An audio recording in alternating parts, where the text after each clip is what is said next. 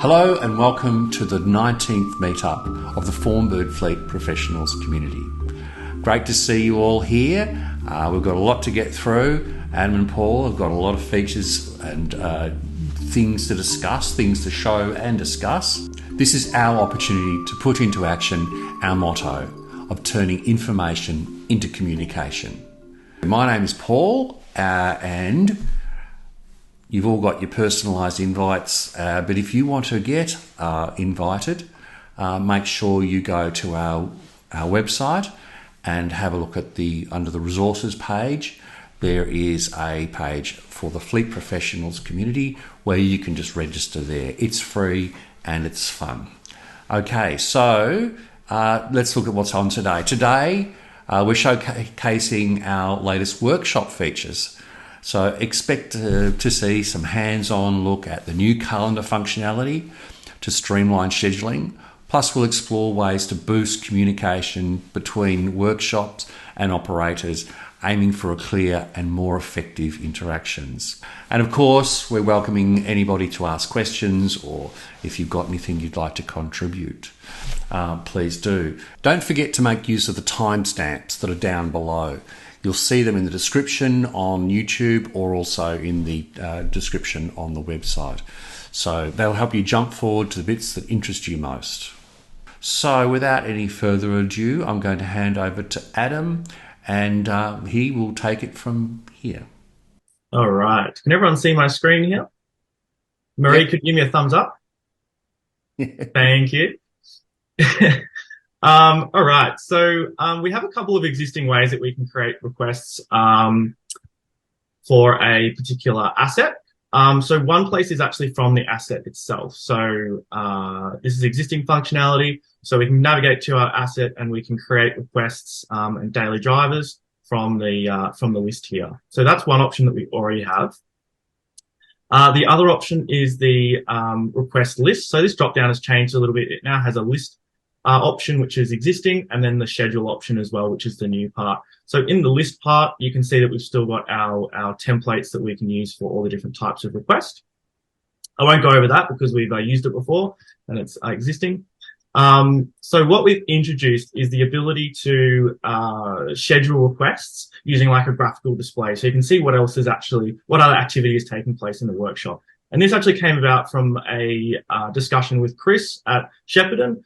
He kind of expressed the need for this. And really, like in the context of that conversation, it was about kind of introducing Outlook-like or calendar-like functionality for managing the workshop activity.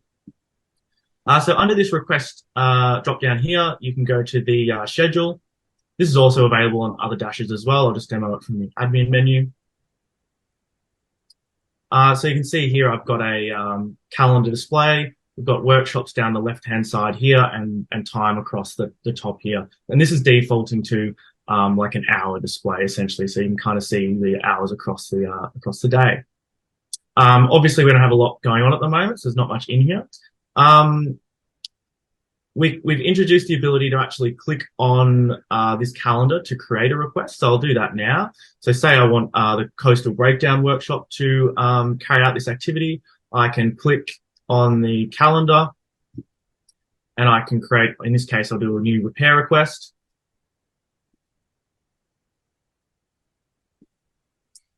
And this has opened up a new blank template for me, but you can see it's populated with who the person was who reported it.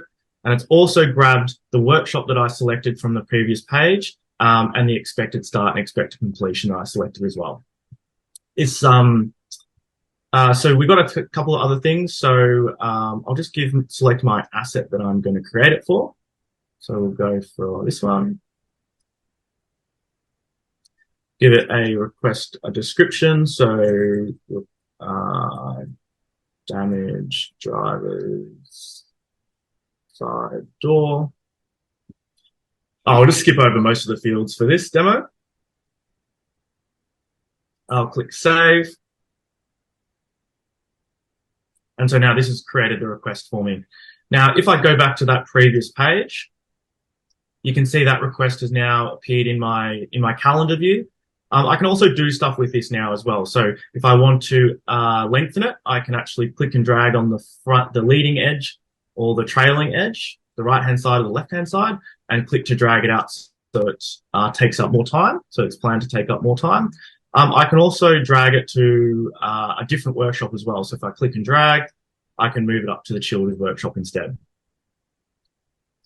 Then back in that request, you also can just modify the expected start and expected completion as you do now. So we can change this to 1:30 or 1 p.m. But I might leave it as until 4 p.m. And if I click that, save that change, then that'll be reflected immediately in the calendar display. Oh, my browser's just freaking out a little bit while I screen share.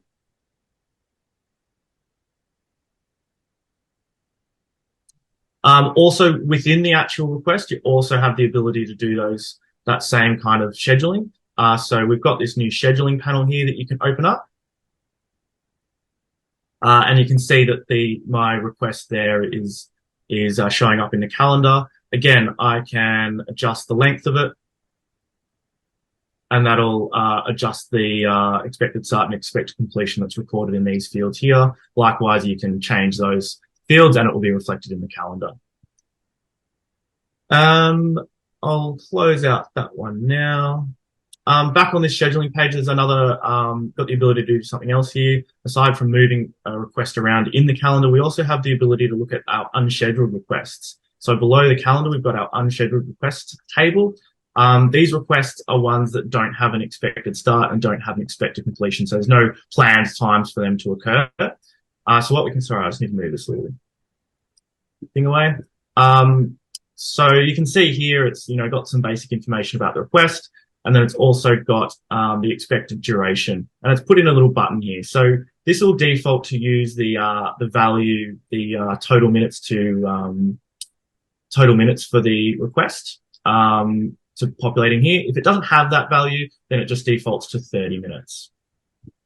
So if I want to grab one of these requests and schedule it, it's as simple as clicking and dragging on this button here up to the calendar view, and I can place it in wherever I want it. So I've planned it for this afternoon at 2 p.m. Then once it's in there, again, you can adjust the length. So say it's going to take longer, or move it around as well. So you can move it up there. So you can see that the same workshop can have multiple requests stacked if you like.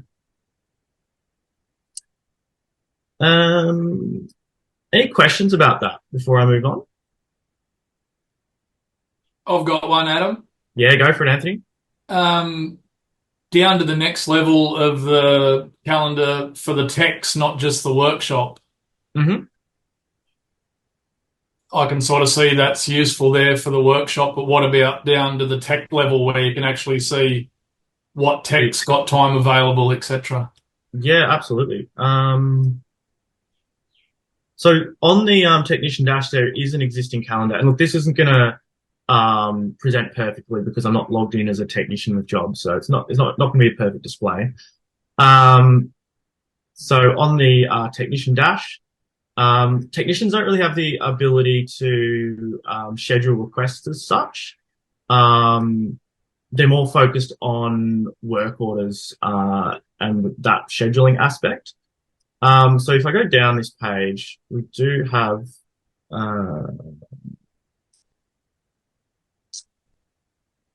so we don't really have the calendar available for the technicians, do we? Is that what you're kind of getting at, Anthony? I'm just thinking, like, we currently work off I think it's a work order monitoring, so we can see what each tech's up to for the day. Yeah, this one here. I just wondered how that new function sort of worked in with that.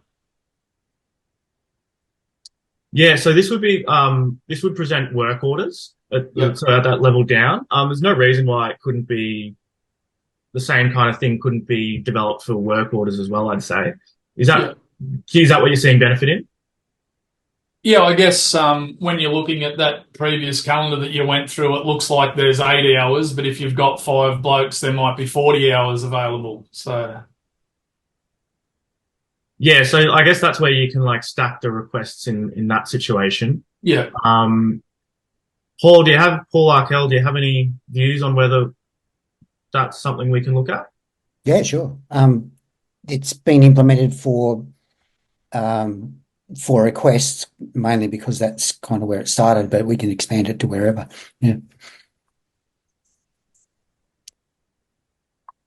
So Anthony, we would need to know sort of like the work hours for every specific operator. If that's right. Yeah. Yep. Which we currently have in the work order monitoring. That's what we work off. It is. It would so. So you would assume that each operator's there for 8 hours. Is that right? Yeah, unless you've got them blanked out. Yeah. Yeah. Rightio. I'll have a look at it. Yep. Just thought it just was a thought. That's all. So. Yeah, for sure. Yeah. And would you want the technicians to be able to move them around and that sort of thing, or would you like to keep that kind of at the supervisor level? Yeah, to me, it'd be more for whoever's doing the scheduling to see what the technicians' hours available were. Right. Okay, I'm with you. Yeah. Yeah. So not so much for the technician themselves, but more about looking at work orders, scheduling work orders across people rather than workshops. Exactly. Yeah. So we did have some of that functionality, Anthony, a little while ago. I took it out because it got really, really it was quite difficult to figure out which operator was available at what time. Yeah. And it kind of relies on having the operators use that, I guess, calendar functionality for availability. Yeah, we're possibly a bit different here where we sort of look after all the bookings so we can schedule it into where it fits sort of thing. So, yeah. Yeah. I'll see if I can resurrect that stuff. I think it's still there, but just hidden. So I might have already made a start on it, to be honest. Yep. Okay. And I'll see if I can improve on that. No worries. Cool. Anyone else want to chime in about this topic? Has anyone been using it so far since the rollout, the upgrade? Raymond, I just saw your mic unmute, so do you want to chime in? No, I haven't used it, but I have put my our one up on the screen now. Yep. Might get a bit messy the more people you get. The way it's laid out probably needs a bit more color coding. Mm-hmm. And also notice, because we run a internal work order just to cover all workshop admin, workshop cleaning. If we go and unload trucks, that's covered in there as well, just so that can all be accounted for. And that's in there as well, whereas that probably wouldn't need to be there because that's not really a job per se on a vehicle. Yep. I guess it's not necessarily about jobs on vehicles, this request scheduling. It's, I guess, broadly to know what's happening for the workshop. But yeah, I think I can see where you're coming from. Yeah, see on ours, that internal one's just one that runs for a month, every month. And we just cover the, as I said, if we're unloading a truck or we're unloading B-doubles with bin lids at the moment. So that's in there along with non-plant stuff. So that's probably one where you'd want to be able to filter those sort of things out. Yeah. Yeah, we'll look at what we can do.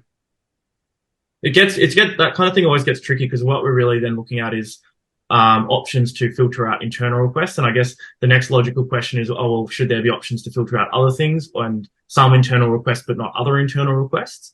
And then it kind of gets down to managing on a request basis to exclude it from the calendar display. So it becomes something like, that becomes a bit of like an extra data management task, I guess, is the risk with that.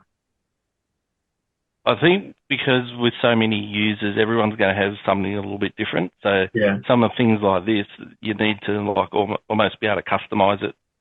So what we do here would be different to say what the next person's doing to the next person.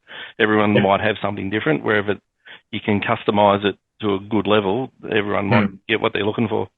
Totally. Yeah. So if you can try it out with what you've got at the moment and see how it works and send through any feedback you got, that'd be great, Raymond. Really good. All right, I might jump on seeing as we started a little bit late. So I'm just going to quickly talk about the asset list on the admin menu here.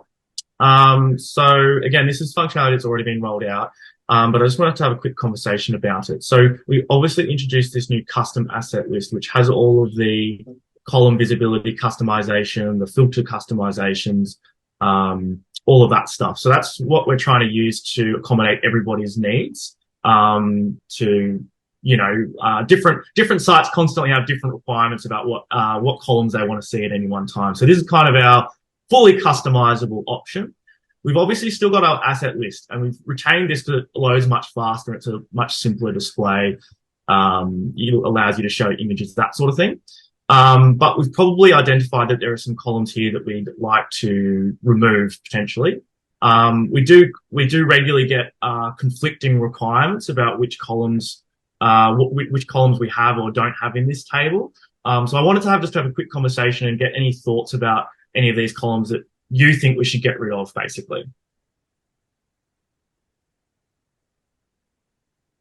Raymond, yeah.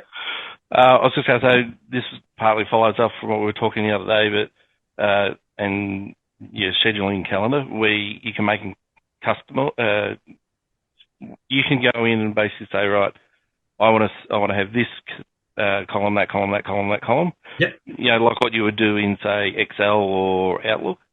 Yeah, so that's what you can do on this particular table here, is you can say which columns you want to display. So if I decide that I don't actually want to see the asset status, for example, I'll click the asset status off, and you can see it's disappeared from this table now. Yeah, but if you make it customizable, then you don't need to. Everyone would just set their own screen up, and you would always remember that. Yep, so this is remembered based on the user. So if I refresh this page now, it remembers my column visibility choices. Yeah, so it's probably going to overwrite the other screen anyway. What do you mean, sorry? It would probably overwrite the other one, because if you set the customized one, then you probably wouldn't use the other one at all. Possibly. That might be the case. There are still some limitations with this, like we can't really include images in this view. So it might be that some users prefer to use this asset list. It also loads a bit faster. It's like a cut down view of them, I guess, a more basic approach. So we may get rid of it in the future, but for the moment we're going to retain it. Yeah. So is this a screen that you could make custom? So I could go in and go, all right, I still want the image. So that's why we've introduced the custom asset list option. Okay. So this is the customizable one. The asset list is standard across all sites.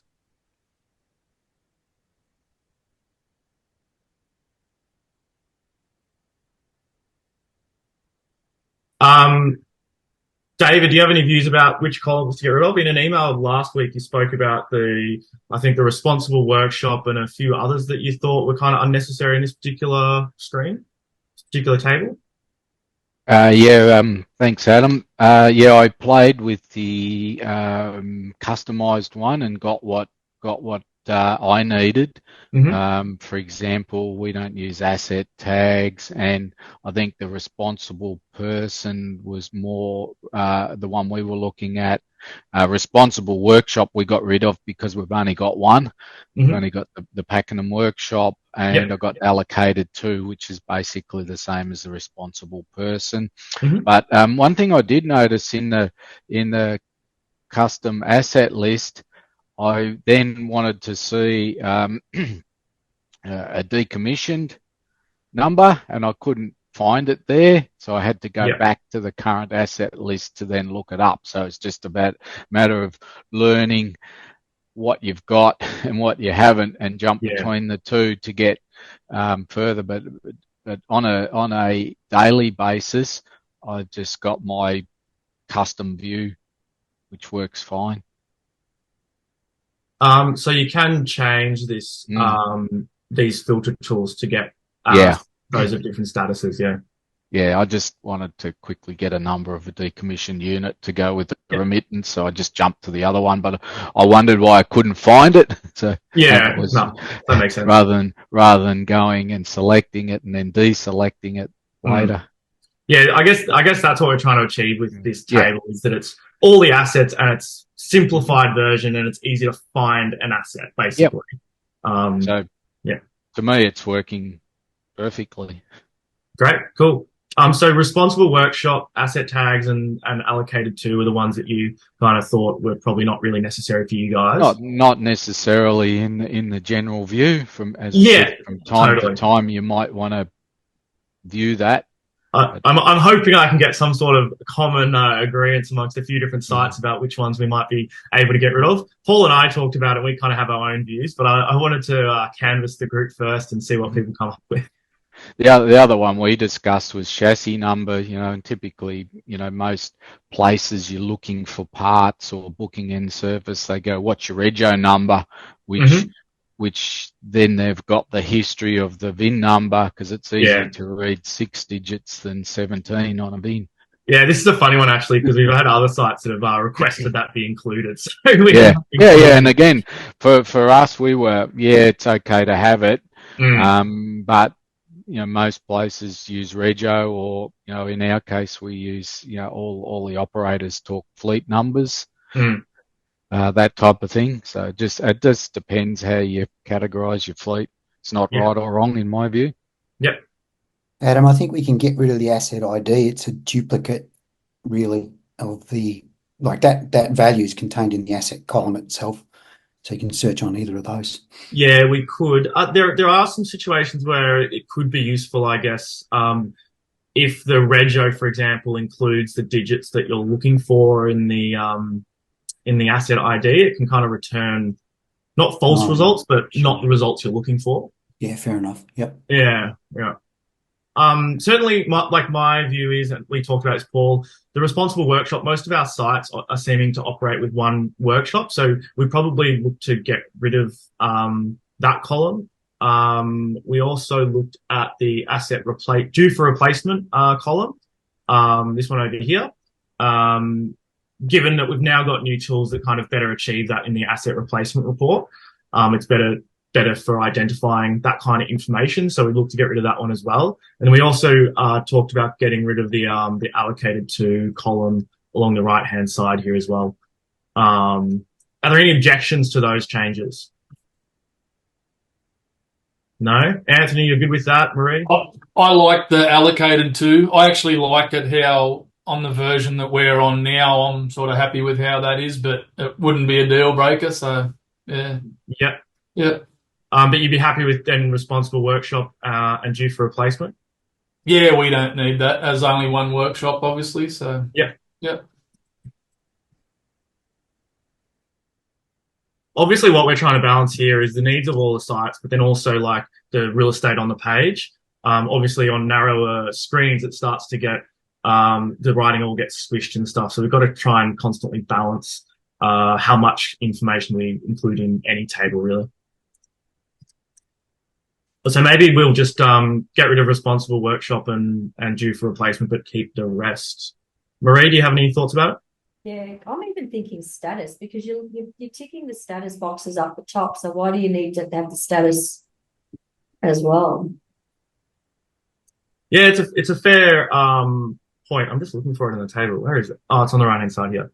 I guess if you've got multiple checkboxes ticked, then you're getting assets of different statuses. So it's useful to be able to see which ones are which status, maybe. It's evolved a lot from where it started, so it's definitely not right and wrong answers here. Even the model, Adam, looks like it's picked up in the asset description a lot of the time too. Yeah, that's true. It's duplicating.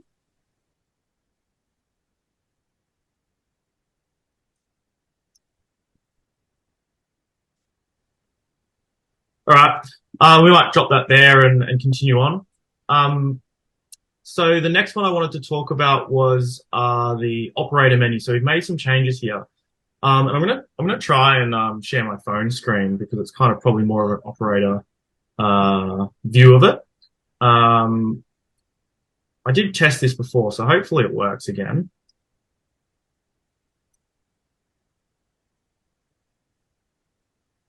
Time for some thinking music. This is a bit of a radical departure.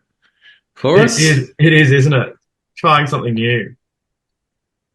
Oh, that's frustrating. It's telling me it has to be connected by cable now. This didn't happen before. This is always the way, isn't it? Yep. Oh, here we go.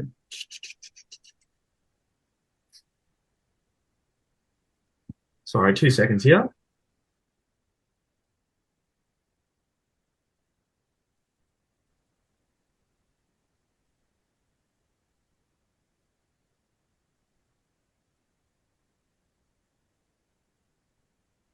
There's Adam. And Try one more time, but if it doesn't oh, very nice, then I'll bail out of it. All right, I'll do the cheat approach. So hopefully you can see my screen again. Just going to shrink it down to give you a smaller view.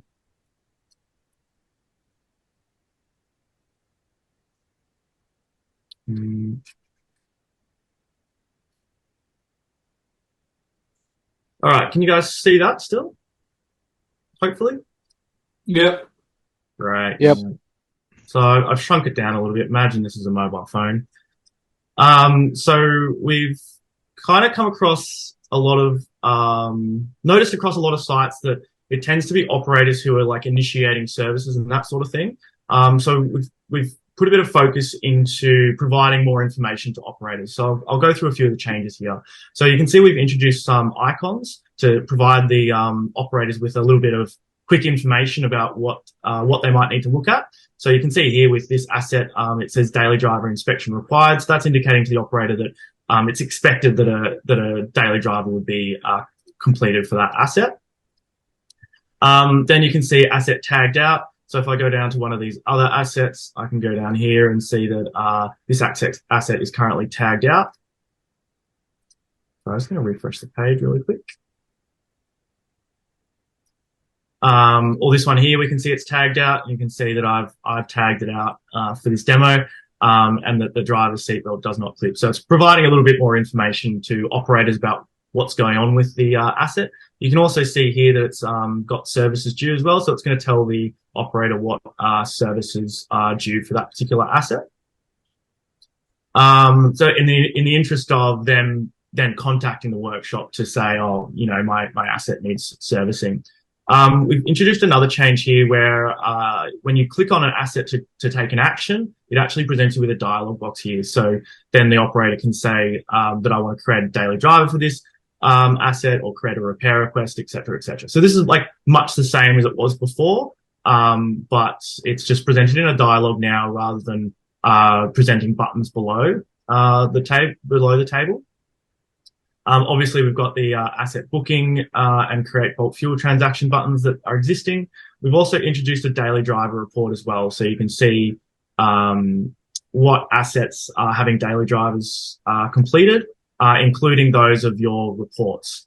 So I've just opened up this here, and you can see it's filtering for my reports, and that's based on the responsible person, and then the asset, and then whether or not that daily driver has been completed for the asset. So this is really out of basically what our sites have been kind of mentioning to us. You guys have been mentioning to us a lot that we want to provide operators more information and team leaders more information to be able to manage their fleet, if you like, their little fleet in their team. So this is trying to help them identify which vehicles are and aren't having their daily drivers completed.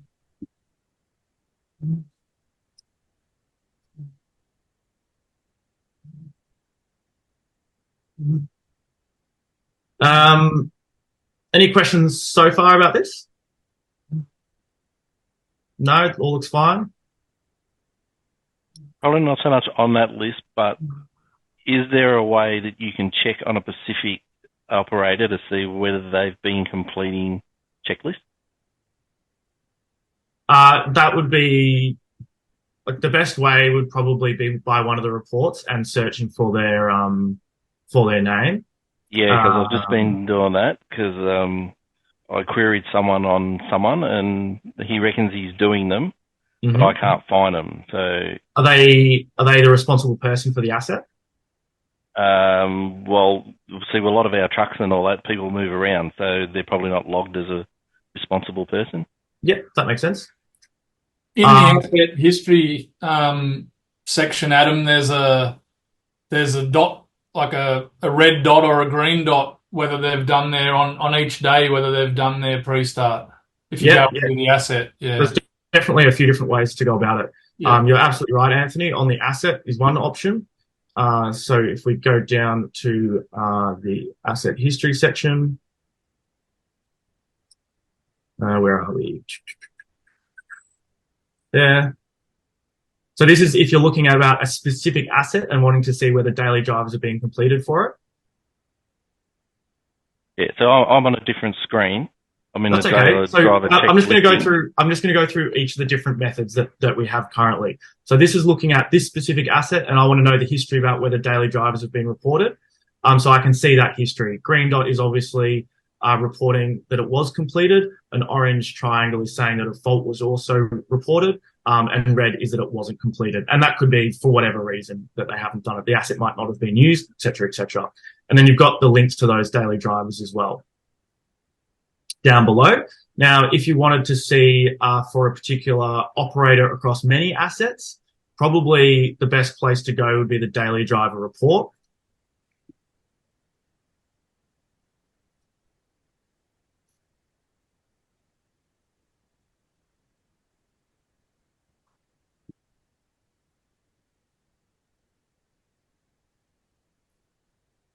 So in this report, you've got the driver column. So that's telling you who reported the issue. Yeah, I've been there. Yep. And I can show all of the statuses, and I don't want to display only those that have failed. So I'll uncheck that one. So this is giving me all of the daily drivers, whether they're pending, open, or closed, whatever dates. And it's not limited to those that have failed, and it's not limited to those that are just urgent. And then I would search the driver's name. So if I want to see what Mark's been doing in daily drivers, I can search Mark's name, and that gives me all of the daily drivers that he's completed, regardless of their status or whether there was a fault, and whatever asset it is as well. So it's not asset specific doing this kind of search. Is that what you're talking about?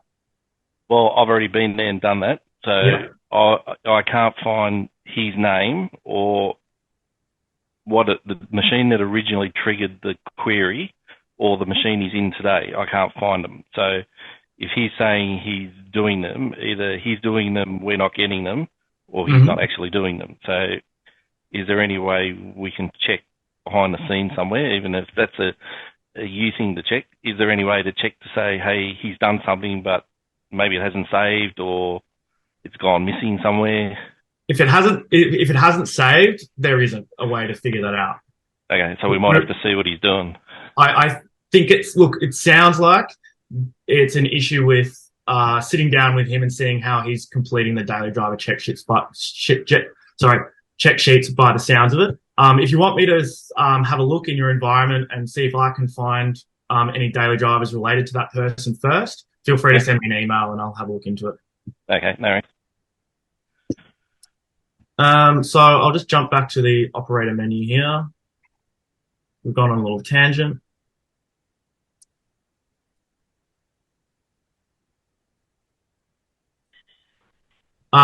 So these changes, particularly the change in how operators do actions on an asset, is different, and this will be part of the next release. Just so you know, I don't think it's going to have a big impact on operators because it's fairly obvious what they do instead. This is actually simpler than before, but just wanted to flag that as part of the next release, and that'll be in the release notes as well. Are you guys seeing this as useful changes that's going to provide more information to the operators so they can raise issues or book their vehicles in for services, that sort of thing? Yep, definitely. Yep.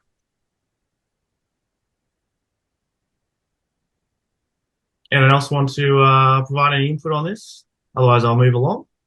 A couple of things. On that list, the pop-up box that you had add to favorites. Is there still the remove from favorites option? Correct. So from either the allocated responsible filter or the all filter, when you click on an asset, it's going to say add to favorites. Okay. Yeah, if I change my filter to favorites, when I click on the asset, the button is removed from favorites. Okay.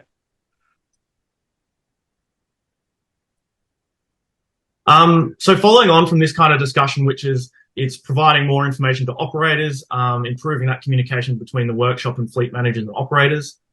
Raymond, you brought up last week in a email, you mentioned kind of messaging between operators in the workshop. And Paul actually mentioned this separately as well, Paul Arkell.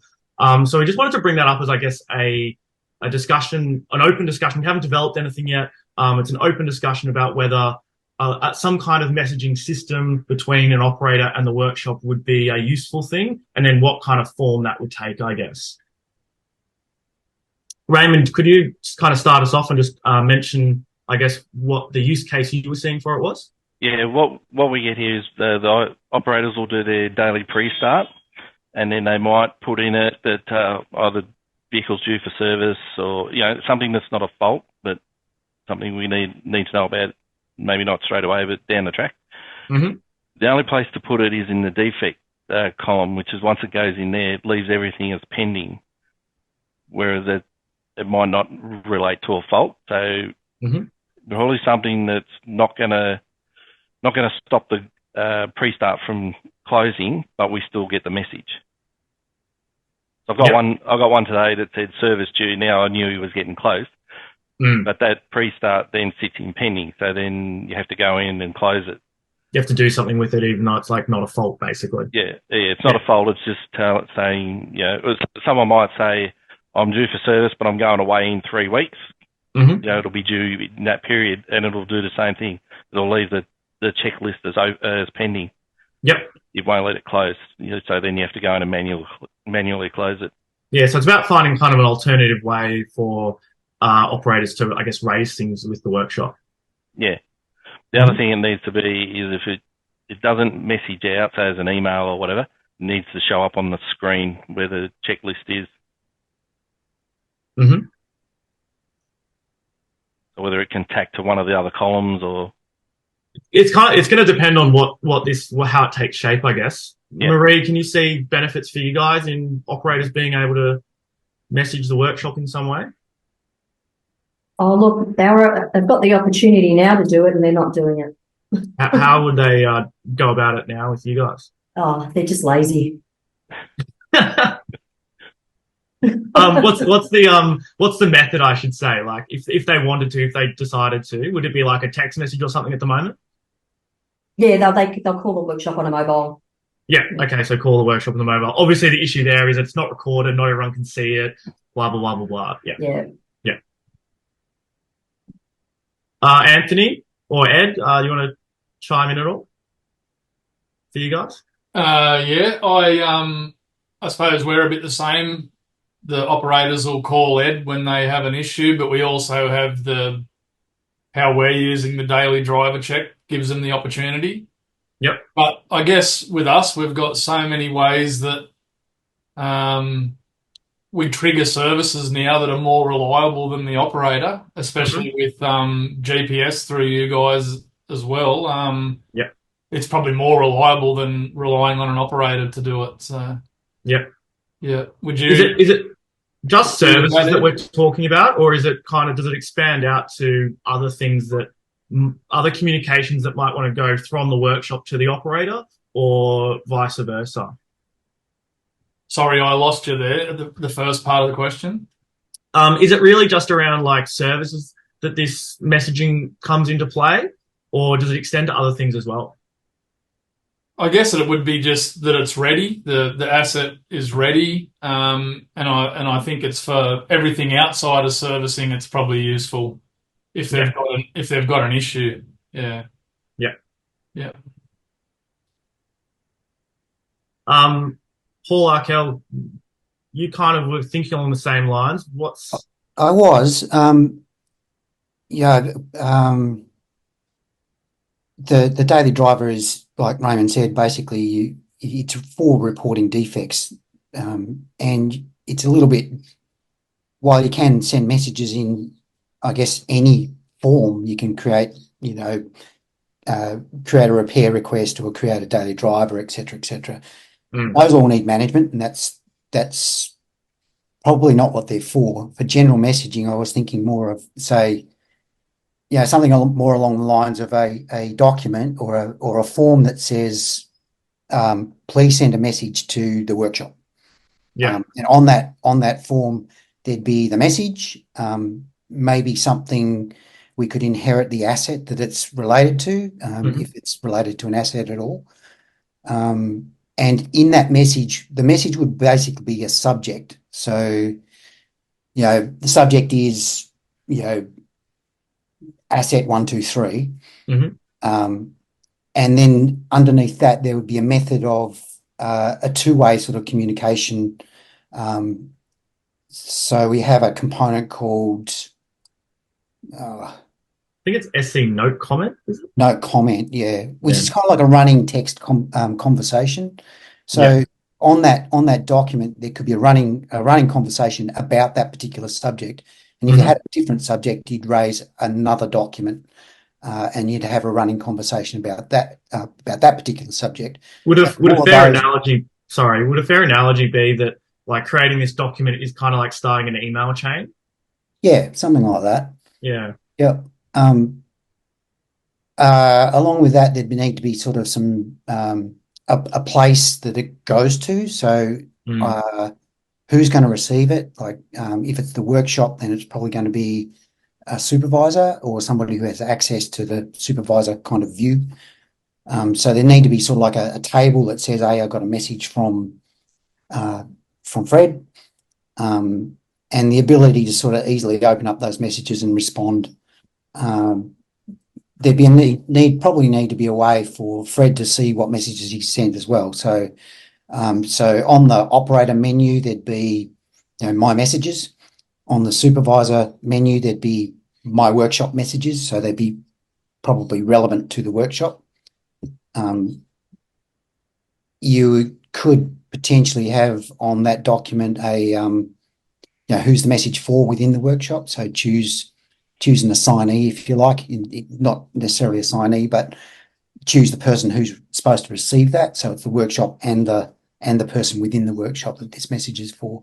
So there are just a few ideas, but we were also talking, I think last year, about a method of scheduling services as well. Yeah. So I kind of think it sort of falls into the same sort of camp about, I've got a message or I've got a request to do something that's not actually a request yet, but it's a, hey, can we look at doing something? So that would fall into the message as well. So maybe this message also includes booking in a service for or booking something for a particular time period. So we might be able to sort of put that into the same message as well. I don't know. Any thoughts?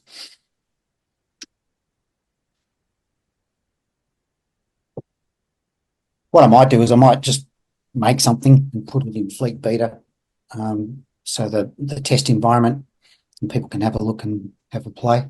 I think.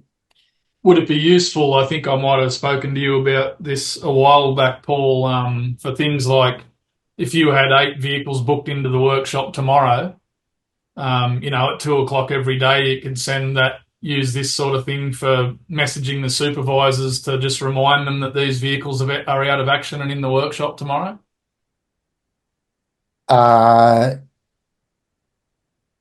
We can.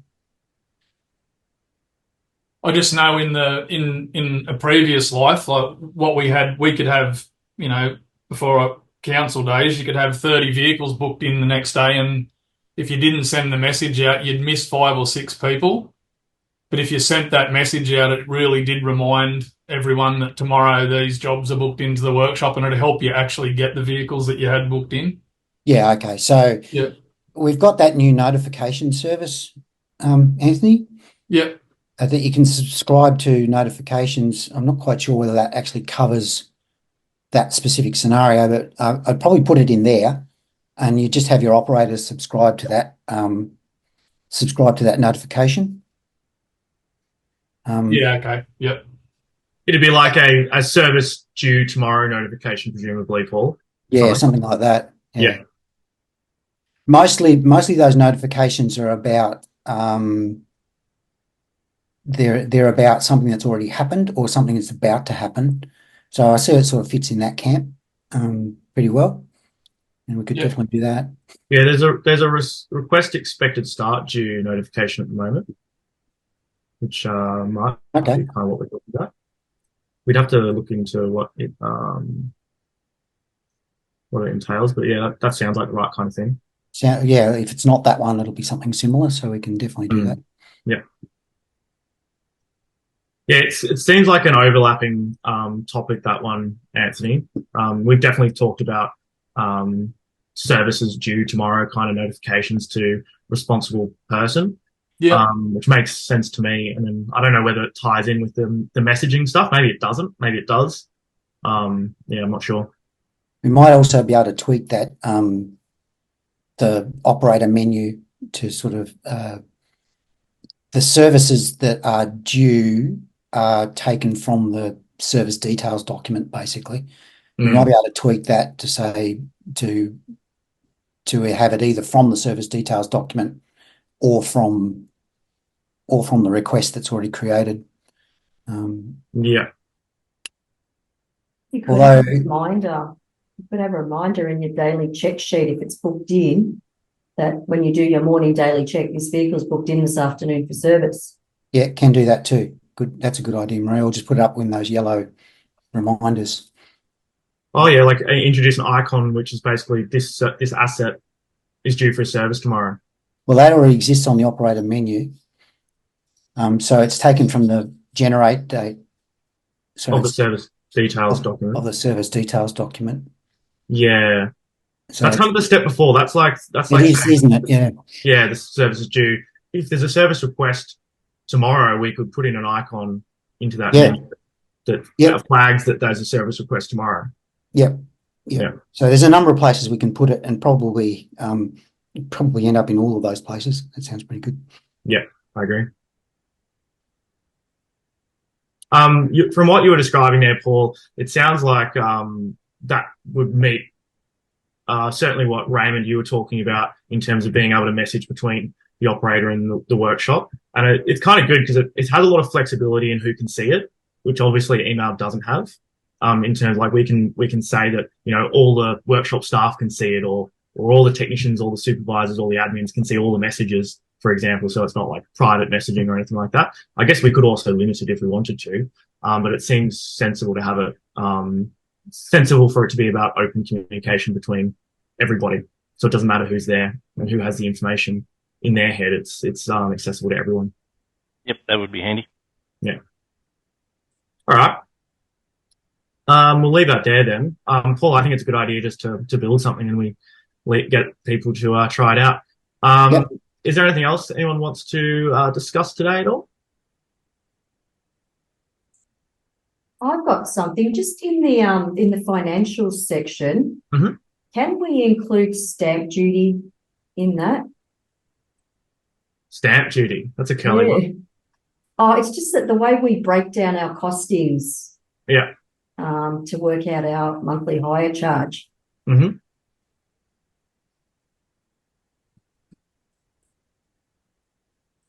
What's the importance for you about having stamp duty broken out from like the purchase cost?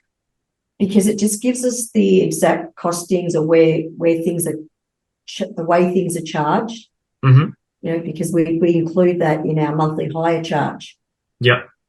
But we then divide our costings and da. Yeah, so it's just, it would be able to show us our breakdown. Yeah.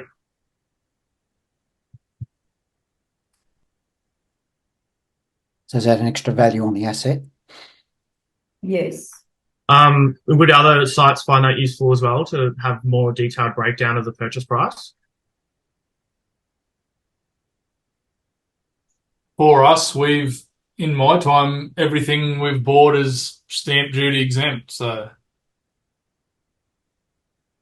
not for us. Not for you guys? You get stamp duty on new vehicles when you register them, that type of thing. They can be quite large on, high value pieces of equipment. The other thing for calculating FBT from memory, on a car, it's all it's the price of the vehicle plus any accessories and non-business accessories. So to be able to get the FBT value, excluding bits and pieces that you already pay tax on. I forget what the exact formula is, but for we've finance, discussed this before. I remember. Yeah. So if you can, what Marie's saying is, if we have fields, whether you populate it or not, to have all those breakdowns, so you can get exact costs, whether it be for internal charges, whether it be for FBT, or knowing exact costs, to me would be helpful. Is there anything else that's missing at the moment? Is it just stamp duty, or is there more breakdown? I'd have to refresh myself on it and come Yeah, me back too. to you. GST. Yeah, GST is another one, and for example, you when you buy a new vehicle, there's no GST on the rego or the TAC part of it. It's all broken down into different amounts. Yeah. And so on. And stamp duty, there's no GST on stamp duty because it is a tax and stuff like that. It becomes quite complex in that side of it. But if we were able to get those fields, then whether we use them or not would be great. Fair enough. I'll have to go back, and it's not fresh in my mind at the moment, this stuff. I know I've definitely spoken to both of you about it before. So I have to go back through my notes and refresh myself. Yeah, I can give you the download from the ATO site. That's probably the easiest. Yeah, I think I've looked at it before, actually. Yeah, just not front of mind in today's meeting about communication between workshops and operators. But it's valid to bring up for sure. We'll take a look at it.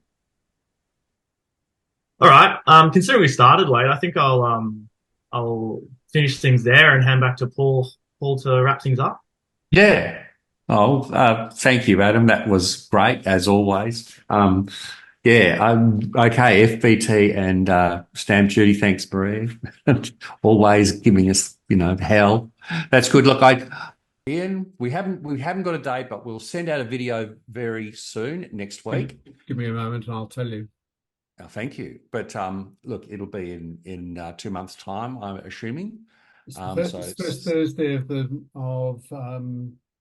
will be first Thursday of April. So let's double check it's not clashing with, which is it's the 4th of April. Okay. All right. Well, 4th of April is the next one, and I'm sure there's some exciting thing that we'll have for that one. So thank you everybody for turning up. Thank you very much to Adam and Paul for presenting their material. I did like when you went mobile phone. I had a go and it didn't quite. Yeah, you did. Look, having a go is important. It is very difficult, just so that everybody knows, to actually get mirroring and so on your phone. It's one of the reasons we don't do it very often. So anyway, Happy New Year, everybody, and we're off and running. See you at the next meetup. Okay, goodbye. Thanks, everyone. See ya.